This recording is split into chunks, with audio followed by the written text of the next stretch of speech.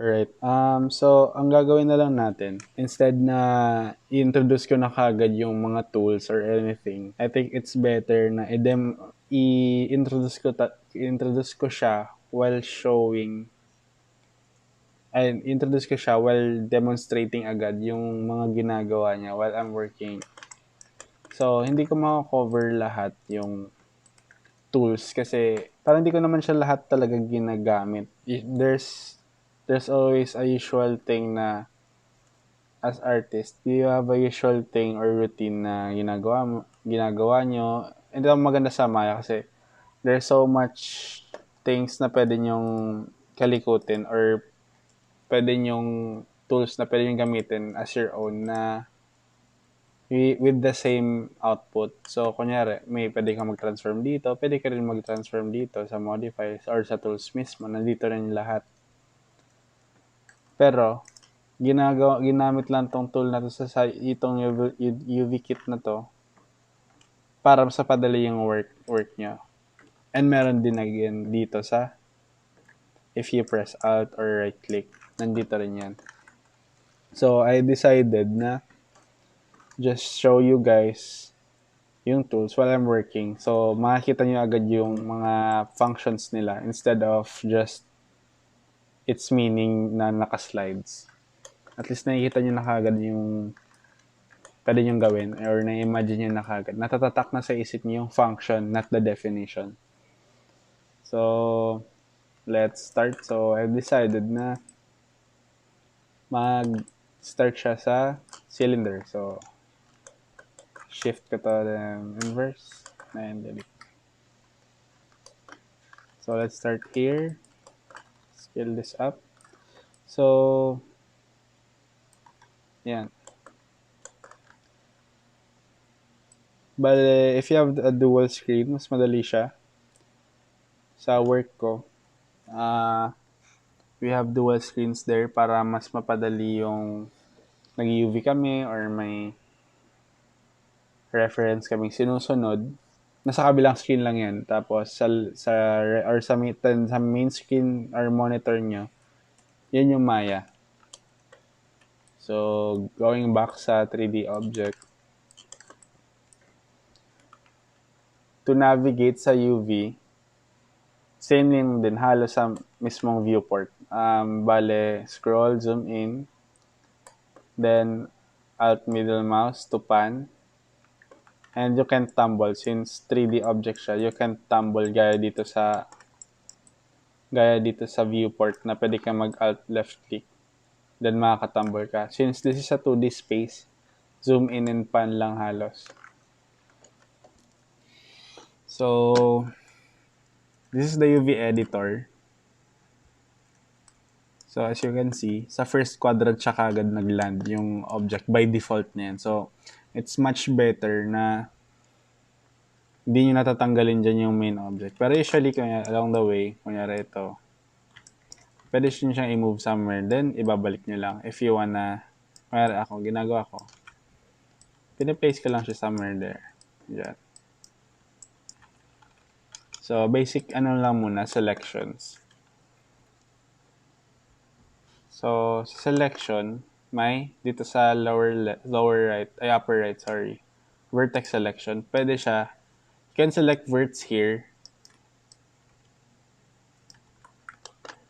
Pero, ang masiselect niya, hindi mo siya matatranslate sa viewport dito. UVs pa rin. I'm not really sure kung bakit possible siyang maselect yung verts. Pero, sometimes when I'm lost, kunyari, dito, sineselect ko yung verts. Nakikita ko na kagad sa UV. Dito sa UV editor. Kung nasaan yung object or nasaan yung part ng object na yan. Pag kunyari may character ka na, confused ka na kung nasaan na ba yung UV ng part na to. Doon na ako Doon na ako nagsiselect ng stuff nga. Face nga. Nasaan na ba yung face na to? Ay, ito siya sa UV na to. Kumbaga, ang maganda is real time siya nag-update din. Kunyari, gusto mong hanapin ito. Saan ba ito sa UV space? So, click this and press F. Then, lalabas na siya dyan. Hindi siya accurately nagtatranslate na parang kung ano nasa view mo, yun na talaga. And sometimes it's random. Kaya ito, nandito pala siya. Parang ganun.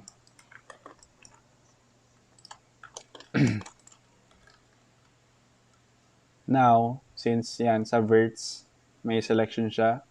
May edges din. Same din, makaka-edge ka dyan. Makaka-select ka ng edge. Tapos, you can face selection, F11. Yan, may mga shortcuts din naman sa if you hover it. So, face selection. Ganyan. Para hindi ka na mag-ano. Pero you can right-click face. Usually, dito na ako nag-work around. Hindi na ako pumupunta dito. Pero it's on you guys kung saan kayo mas comfortable. May mga artist akong kilala na dito talaga sila naglalaro. May artist din akong kilala na halos wala na to. Halos deleted na yan. Or kino-close lang nila. Tapos ito na lang talaga UV space. Usually, ito rin yung ginagamit ko. Hindi ako masyadong nag-work around sa UV toolkit. Pero since I have to show you guys lahat ng possible or most common things na pwedeng gamitin, pakita ko na para kung nasa sa inyo na lang kung anong mas pipiliin yung option.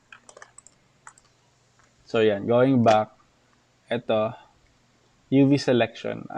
By UV selection, ito na. Mahalata yung naka-UV selection siya if yung kaya nag-marky ka ng verts. UVs are basically verts ha, by the way. Pero yung UV niya lang nagalaw, hindi yung mismong vert dito. So, hindi siya nagagalaw. Kaya kahit anong galaw ko dito, walang effect siya dito kasi it's just the texture or yung projection lang ng model nyo sa UV space natin. So, yan. So, malalaman nyo kung UV siya if it's green. And verts if it's yellow. So, pwede nyo, kaya ito, right-click and a vertex. Yellow siya. Mag-yellow din siya dito. Pero if I select right-click UV and marky lang to, dinadrag ko lang siya, no shifting or anything. Green siya. Tapos, ito naman, the last selection, UV shell selection. By saying UV shells, ito na yan, yung islands na ito, this is a UV shell, UV shell, UV shell. Yung mga buong shapes, UV shell yan, or faces, kunyari.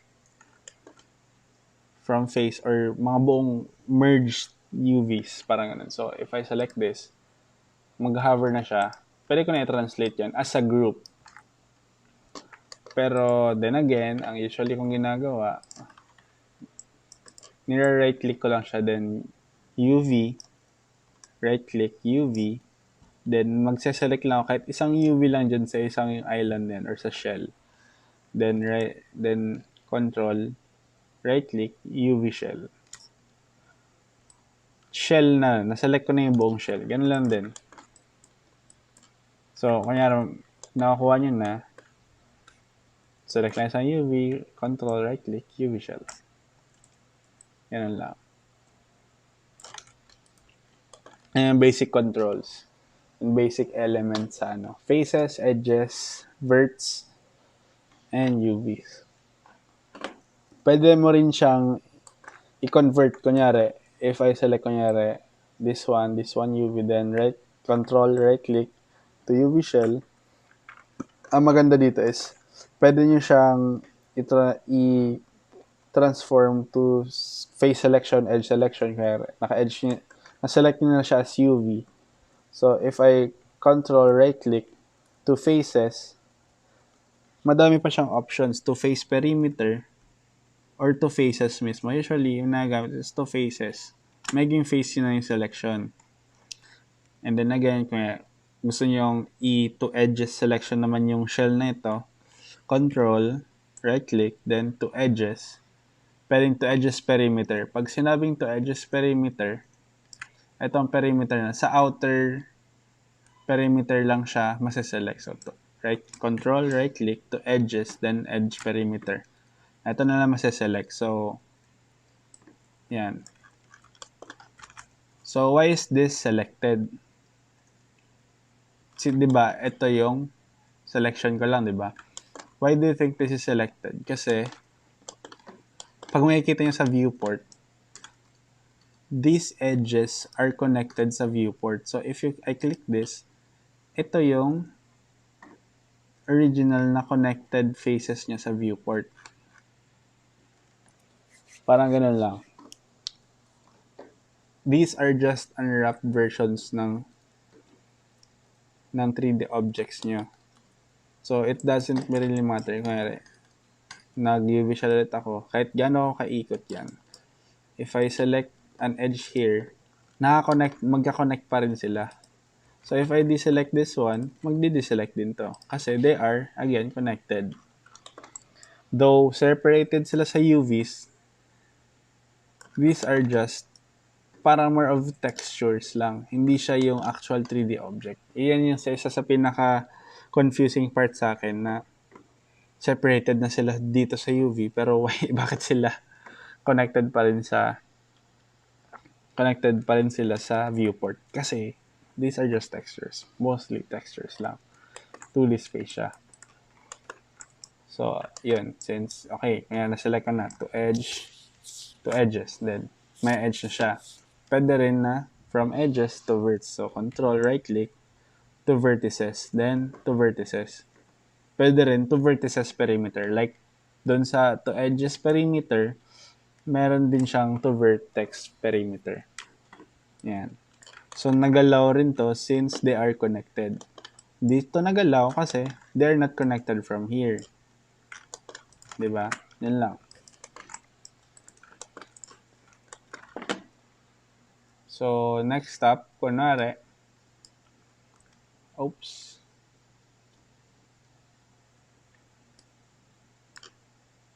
Ayun, ayos lang natin. Okay.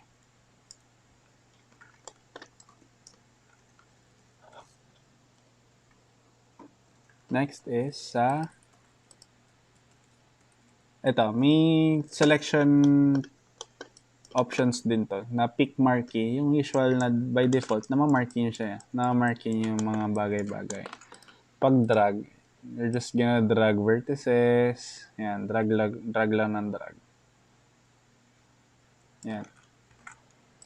Meron din tick marquee, I'm not really sure what's this for. Rectang drag lang siya. Yeah. Same. May symmetry din, pero I don't usually use this. Kasi, I don't know, hindi lang ako nasanay. And usually, bagong labas lang din ata to. Pero I'm not really using it. Kahit sa work, I'm not using this. Pero, no, I'm not using that. Then, sa pinning, may nalalak nyo siya. So, be careful with this. Kasi, nalalak nyo siya. Hindi nyo siya magagalaw or something. Then, selection by type. You don't have to worry about this siguro for now. Kasi, wala naman masyadong backfacing sa UVs. Okay, sa soft selection, like sa viewport, may soft selection din siya. You have to press B. Nakita niyo dito sa viewport, nag-update din siya. Pero we're adjusting sa UV editor. Yan, as you can see, nag-adjust din siya. Yan. Warmer. Okay. Para at least, shape niya pa rin siya na may mga influence din. Alright. So, going in, try natin maglagay na muna ng textures, okay? Then, we'll move on to another part na makakapag-transform tayo. So,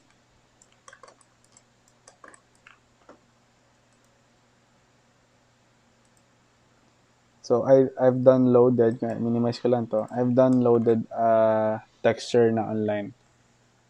So, kunyari, right-click, material attributes. Then, I've made material kanina. Let's just say barrel. Nag-download ako barrel texture. Some of you have discovered the color na pwede nyo siyang lagyan ng image. Yan. Pag click nyo yan, ito. Pag click nyo yan, image name. Direkta ka lang sa folder. Then, ito sina-download ko. Yan. Nag-load na siya, di ba? All I have to do is check the checkered or textured icon. Yan. May transparency siya. So, wait lang. Yan. Right-click, material attributes, then transparency. To remove this or anything na nakalagay sa attributes nyo, just right-click this and break connection. Ayan. Di ba may texture na siya by default? I mean, na-applied na siyang texture by default. So, ang gagawin ko lang is sa UV editor. Yan. Like I said, natandaan yung sinabi ko sa tileable textures. This is an example na nagtatile lang talaga siya. This is just the main quadrant. Pero they're all just tiles. They're all just duplicates ng main quadrant nyo. So, since a barrel has a top, imagine nyo na lang na I've already painted this one. Kunyari, na-paint ko na. So, itatapat ko na lang siya kung saan ko gusto itapat yung texture. So, I'll off soft selection first. Then, marquee ko. Then, right-click to UV shell. Yan. Nakita nyo nag-update siya dyan. Kung saan nakatapat yung UV shell, dun din tatapat yung texture.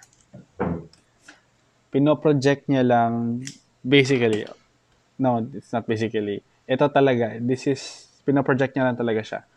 So, kunyari ito. I have this. Isi-scale ko lang. R. Then, scale ko to. See, may top na siya agad. And if I go to object mode, ayan na siya. Nandiyan na siya agad. Projected na siya in a way. Then, ito again, right-click, UV. Select ko to. Control, right-click, then to UV shell. Same with this one, sa baba. Since hindi ko pa siya nasi-scale, wala pa yung boundary, nandito pa siya, projected din siya dito. These are all projections lang. So, if ina-scale ko na to, isi-scale ko siya, real-time din siya mag-scale sa baba dito. Then, yan. Diyan. Now, this one, the body, mahalata nyo, distorted siya. Why is that distorted? Kasi, sobrang liit niya and sobrang stretched, parang squashed in siya. So, the more na it's squashed in, since if this is just mere projections niya, like I said, pag nilagay niyo siya dito, ang kalalabasan niya is, syempre, pangit kasi squashed nga yung UVs niya. So, to do this, itatapat ko lang din siya ulit dito. Scale ko lang to dyan para makuha ko lang yung height. Another way pala, kunyari, masyadong bright or masyadong colored yung texture nyo. Dito sa taas, dito, image dimming. If you click this, then pag ma-adjust nyo kung gaano ka lakas yung brightness or darkness ng image. This is not permanent. Para lang makita nyo lang kung nasaan ka na sa UVs or para mas makita nyo yung grid, yung UVs, yung edges. So, let's go back here, okay? So, click akong UV, then control, right-click to UV shell. Then, tinatapat ko lang to So, I'm assuming, syempre, this is the edge. I-click ko siya, para mahanap nyo kung nasaan siya sa UV space. Kiniklik ko siya minsan dito. Kiniklik ko na siya. Ililoop ko siya. Wait. Pakita ko sa inyo itong barrel. Then, loop yan. So, alam ko na this line is the top part of the barrel. So, balik ako sa UV, right-click, UV, then marquee ko lang to. Then, I'll just press W to translate up para masakto ko siya sa border ng texture. See? Nagano na siya. Lumabas na siya dito yung border. Same with this one sa baba. W for translation. Then, isasakto ko lang din siya dito. Now, settled na yung height. Gagawin ko na lang is yung isi-stretch ko na lang siya to a point na mag-fit siya dito. So, R for scale, then itong axis na to sa X. Then, I'll just translate this. Yan. Pero be careful sa borders. Since nakikita niyo yung black yan, yan yung borders. So, yan. Wait. Scale down and adjust. Yan. Object mode. Yan. Textured na siya. And yung image is now looking good since na hindi na siya squashed, na sinestretch ko na. So, if you guys want to hand paint or have texture sa Photoshop, ang usual na pipeline is medyo babaliktad nun. Ang gagawin nyo is unwrap nyo to, ipapwesto nyo siya in a unique way again. Ulit, Lambert natin ha, para mas ma-explain ko. Kaya ito, kunyari, balik tayo sa default. Itong default UV neto, default setup. Then, ika-cut ko, unwrap ko siya, then i-place ko like this as unique UV shells and islands. After that, I screenshot this sa Photoshop. Then, saka ako magpipaint sa Photoshop. Then, I reapply the image, the painted image sa Maya. Kaya ka makakuha ng ganito. Kumbaga, ang may export nyo kasi sa Maya is yung mismong UV. So, may mga lines ka na, may guide ka na kung anong part ng UV